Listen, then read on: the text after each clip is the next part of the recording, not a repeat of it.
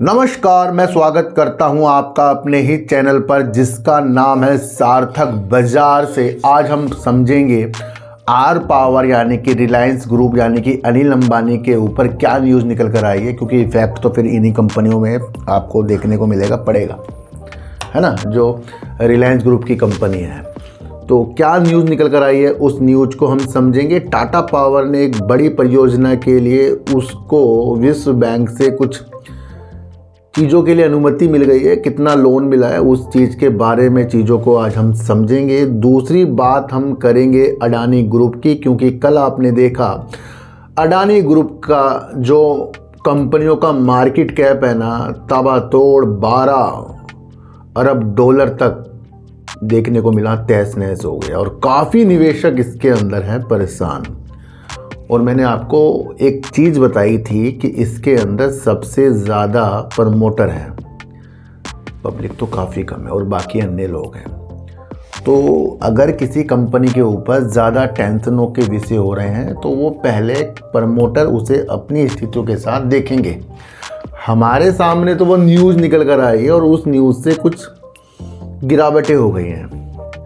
इस नीतियों को भी समझेंगे। क्या अडानी ग्रुप ने पहली बार इसके ऊपर कुछ चीज़ की है जो एक पॉजिटिव संकेत दिखा रही है, उस चीज़ को बात करेंगे। एक दो न्यूज़ हो रहे हैं अडानी ग्रुप की, उसको हम समझ कर चलेंगे। तो सर, परसों की वीडियो में या कल की वीडियो में किसी ने कमेंट किया कि सर को कुछ नहीं पता, इन्हें भी कुछ नहीं पता, मुझे मतलब कहा। और मैं अपने हर एक वाक्यों की, चीज़ों की, वीडियो की आपको पूरा रिकैप देता हूं कि इस तरीके से वो चीज़ें हो गई हैं। अच्छा, उसके बाद भी उन्होंने कहा कि इनको कुछ नहीं पता। मैं तो कह रहा हूं मुझे कुछ पता ही नहीं। मैं क्या कहता हूं, मेरा कोई टेलीग्राम नहीं है, कोई व्हाट्सएप ग्रुप नहीं है, कोई भी शेयर के अंदर खरीद बेच की नीतियां नहीं है। किसी को इतना महान मत समझो कि उसके द्वारा आप शेयरों को खरीदे बेचें। कोई भी हमें अपने द्वारा शेयरों को खरीदवा बिकवा बिल्कुल भी ना सके। दूर रहना है, हर चीज़ से दूर रहना है, लालच से हमें दूर रहना है। ये तो मैं आपको बताकर ही चल रहा हूँ। और वहाँ पर मैं ये भी कह रहा हूँ कि किसी की बातों में आपको आना नहीं है, चाहे मैं ही क्यों ना हूँ। बोलता हूँ ना हर बार। और सब्सक्राइब के लिए तो मैं कहता नहीं करने के लिए, पर जिस विधि के साथ मैं चल रहा हूँ, जो लोग मुझे जानते हैं, अच्छा अभी हमें इतना समय तो नहीं हुआ कि हमें अमीर हो जाएं एकदम से। और अमीर बनने की परिभाषा मैं आपको फिर कह रहा हूँ, साल 2 साल की भी नहीं होती है। पहले जिस चीज़ के ऊपर हम वर्क कर रहे हैं उसकी गतिविधियों को हमें समझना है, उससे अपने को बचाना है। और जब जब हम उससे अपने को बचाते चलेंगे तो बहुत अच्छी तरीके से आगे बढ़ेंगे। सर को कुछ भी नहीं पता, तो उनको पता है जो लिखते हैं अलादीन का चिराग मिल गया, लॉटरी लग गई, जेपी पावर में ये हो गया, आर पावर में ये हो गया, यस बैंक का रिजल्ट आ गया, ताबड़तोड़ ये चीज़ें हो जाएंगी, उनको सब पता है। और उसी वक्त मैं आपके लिए वीडियो बनाता हूं। मैंने कहा ये यस बैंक के साथ हो गया, ये वोडाफोन के साथ हो गया, ये जेपी पावर के साथ हो गया, हमें समझना है। और वो हो गया है, तब भी वो कह रहे हैं कुछ नहीं पता। भैया हमें सच में कुछ नहीं पता है। इस प्लेटफॉर्म के अंदर जो अपने को बहुत महान समझ ले कि सब कुछ पता है, वाकई तो उसे कुछ भी नहीं पता है, मैं आपको बता दूं। पर अगर आप गतिविधियों को समझकर कुछ चीज़ों में उस नीतियों को समझ गए कि क्या आगे हो सकता है और वैसा वैसा हल्के हल्के हो रहा है, तो यानी कि आपको सबको नहीं पता, लेकिन सब कुछ भी नहीं पता, पर कुछ तो पता है जिससे खुद को हम बचा सकते। तो हमें कुछ पता है। तो ऐसे ऐसे भी लोग निकल कर आते हैं। उदाहरण के लिए मैं एक चीज़ आपको बताऊं कि जेपी पावर के अंदर इतनी रंगीनता क्यों आई थी, थोड़ा सा बताऊंगा, फिर उसके बाद अपनी वीडियो स्टार्ट करेंगे। तो जेपी पावर के अंदर इतनी सारी रंगीनता तब आई जब लैंडरों ने कहा कि वो अडानी के पक्ष में उन्होंने वोटिंग की और सबसे ज़्यादा अडानी को उन्होंने माना। इस न्यूज़ से 2 दिन शेयर भागा और 2 दिन लगातार मैंने आपके लिए वीडियो बनाई। अब वो लोग कहाँ हैं जिन्होंने इतनी तेज़ी की खरीदारी करी और उसके साथ कुछ छोटे निवेशक भी घुस गए और उनके पैसे कितने फंस रहे होंगे, जिन्होंने 21-22 रुपये करीब में लिया हुआ, उनके पैसे कितने फंस रहे होंगे कि जब शेयर 15 से नीचे, तो वो कहाँ गई न्यूज़ आती है, इन्वेस्टमेंट हो जाता है और जो लोग तेज़ी लाते हैं वो चुपके से निकल जाते हैं। फंसता कौन है? फंसता पब्लिक है।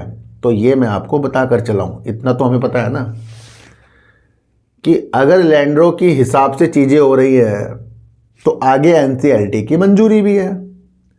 एनसीएलटी जब जेपी पावर के, यानी जेपी पावर तो नहीं, जेपी सेट के लिए हामी भर देगा तो फिर जेपी पावर के अंदर थोड़ी सी आपको तसल्ली देखने को मिलेगी।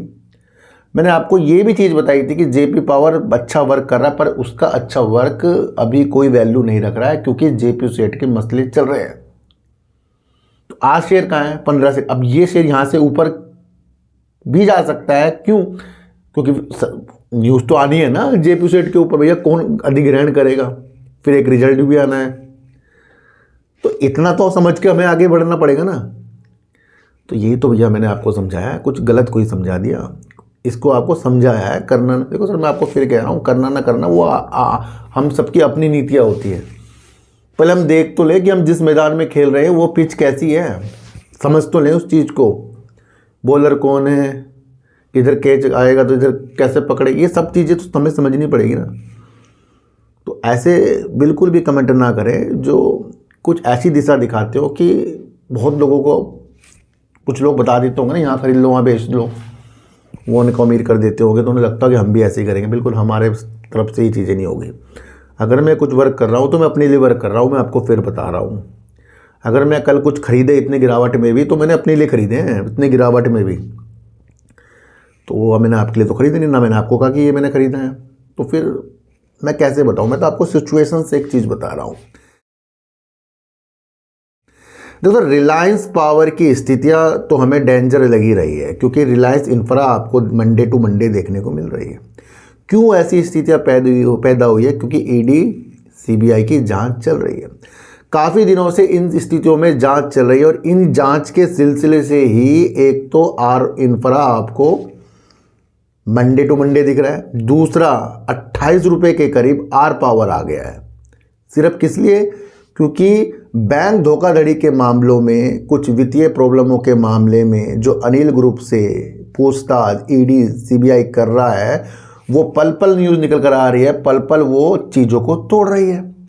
मैंने आपको एक चीज़ बताया था कि ये जांच हो रही है, पर इसका एक आउटकम यानी कि जांच में क्या निकल कर आया, आपके उसके ऊपर ध्यान होना चाहिए। क्यों? क्योंकि जांच अगर सीबीआई ईडी की, सुप्रीम कोर्ट जो वो कुछ भी चीज़ कहे कि भैया क्या जांच की आपने, और सुप्रीम कोर्ट देखे कि हाँ भैया आपने सही की है, तो क्या होगा? ये और बेकार आपको ग्रुप हो जाएगा। पर सुप्रीम कोर्ट कुछ कह दे कि भाई पेनल्टी लगा दे या कुछ कह दे भैया ये इस तरह से नहीं हुआ, तो क्या होगा? वहाँ से फिर अनिल अंबानी जी अच्छे हो जाएंगे। तो जब किसी के ऊपर जांच चल रही है, और वो जांच ये है क्योंकि ये पुराने मामले हैं, इस पे अनिल ग्रुप पहले ही बोल चुका है, ये पुराने मामले हैं, इनसे उनका कोई वास्ता नहीं, ये पहले बोल चुका है वो, पर फिर भी सीबीआई ईडी जांच कर रहा है। तो सुप्रीम कोर्ट ने ईडी सीबीआई को ये बोला, हल्के से समझो, ये बोला कि जो आपने ये जांच की है इसका स्पष्ट करो, अब एक बंद लिफाफे में अपनी जांच जो आपने की है वो हमें दो 10 दिन के अंदर।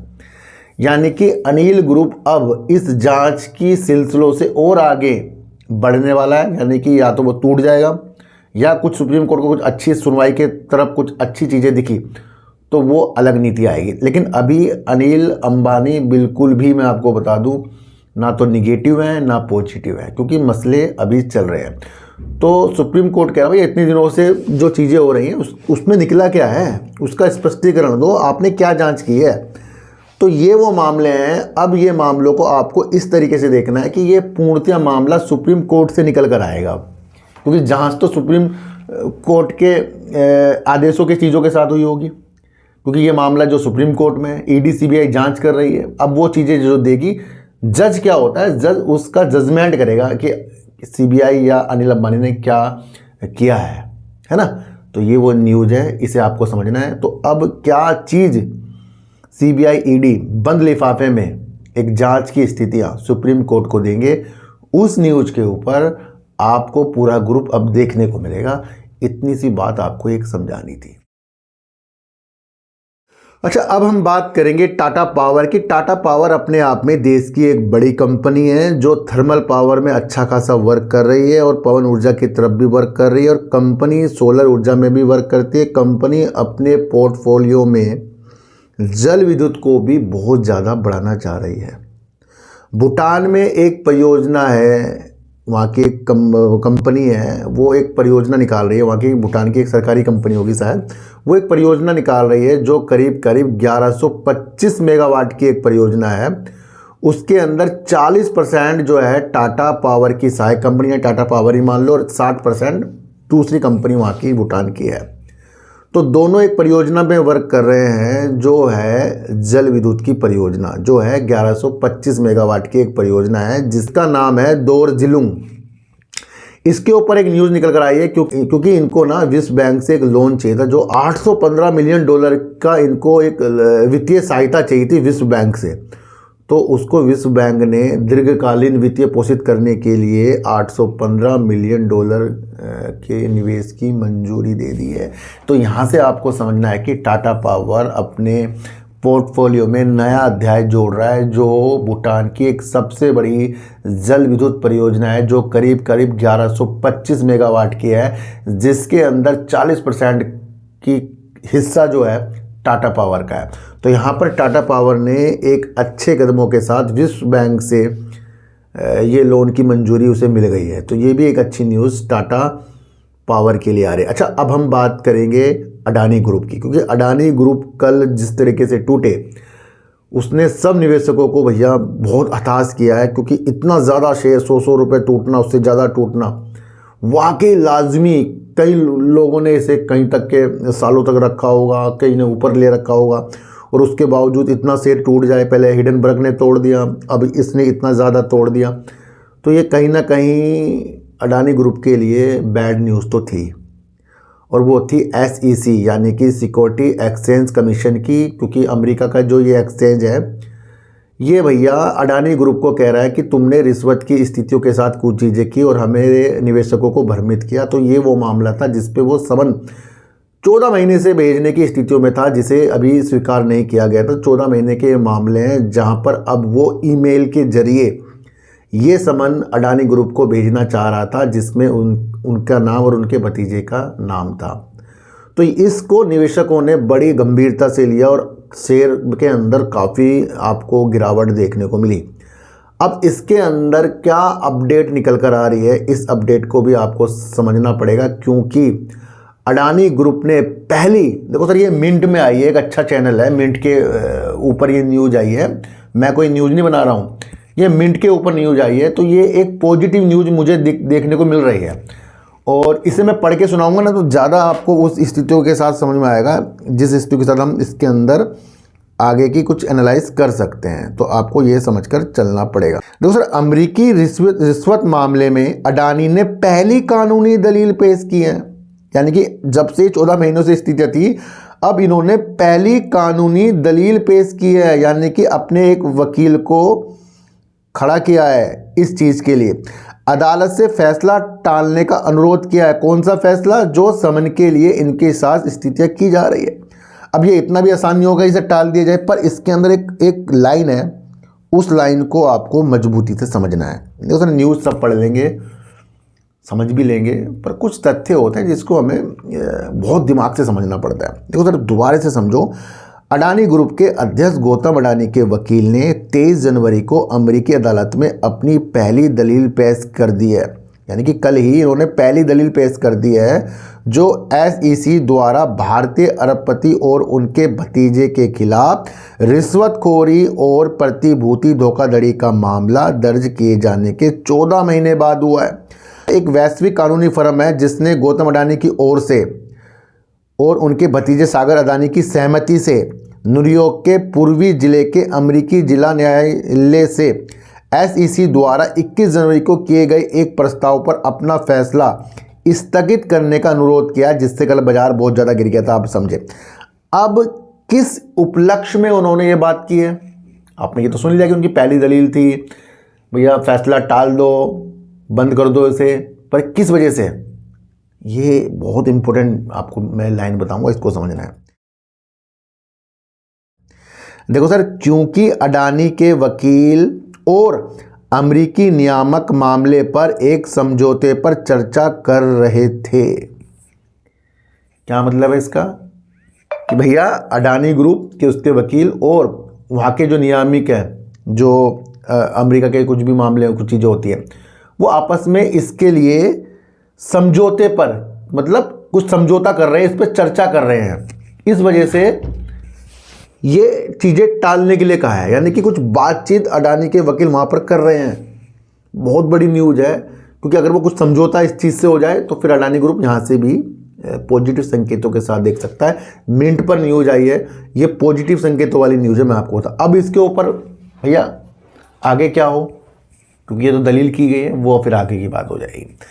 अच्छा, इतनी गिरावटों के बाद, जैसे हिडनबर्ग ने इतनी गिरावटें कर दी, उससे पहले उसके बाद भी गिरावट हुई हैं, और अब इतना ज़्यादा गिरावट हो रही है, उसके बावजूद हमें एक चीज़ देखने को मिली है कि यहाँ गिरावटें होती हैं, अगले दिन अडानी ग्रुप जो है बड़ी बड़ी योजनाएं हमें बता देता है। अभी आपको पता है कि इनकी एक पोर्ट की एक परियोजना चल रही है, जिसके अंदर पहले चरण में निवेश हो चुका है, और दूसरे चरण के लिए 16,000 करोड़ रुपए निवेश की चीज़ों के बारे में अडानी पोर्ट ने बता दिया।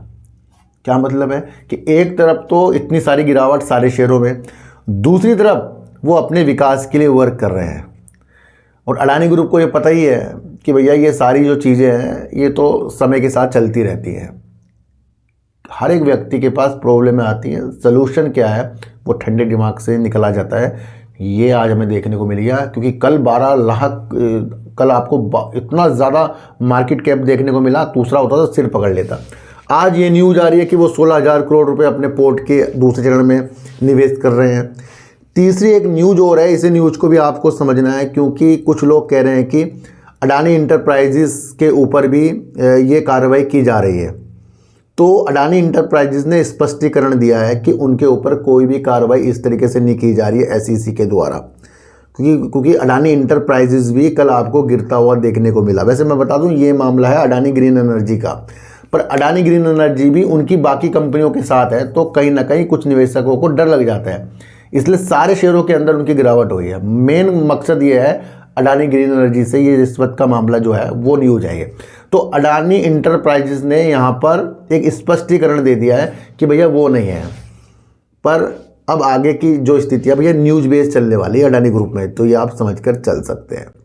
आज की वीडियो आपको कैसे लगी एक बार मुझे ज़रूर बताना। किसी को भी खरीदने बेचने की नीतियाँ मेरे चैनल पर बिल्कुल भी नहीं है। मेरा कोई टेलीग्राम, कोई व्हाट्सएप ग्रुप नहीं है, और ना ही आज तक मैंने बनाया है। तो सर, सच्ची वीडियो देखिए, अच्छी वीडियो देखिए, समझ कर देखिए, चींटी को आटा दीजिए, गाय को रोटी दीजिए, और अपने बच्चों को ज़्यादा से ज़्यादा प्यार कीजिए, क्योंकि बच्चे ही आपकी मासूमियत से किस्मत पलटेंगे। तो फिर मिलेंगे आपसे नई वीडियो के साथ, जब तक के लिए नमस्कार।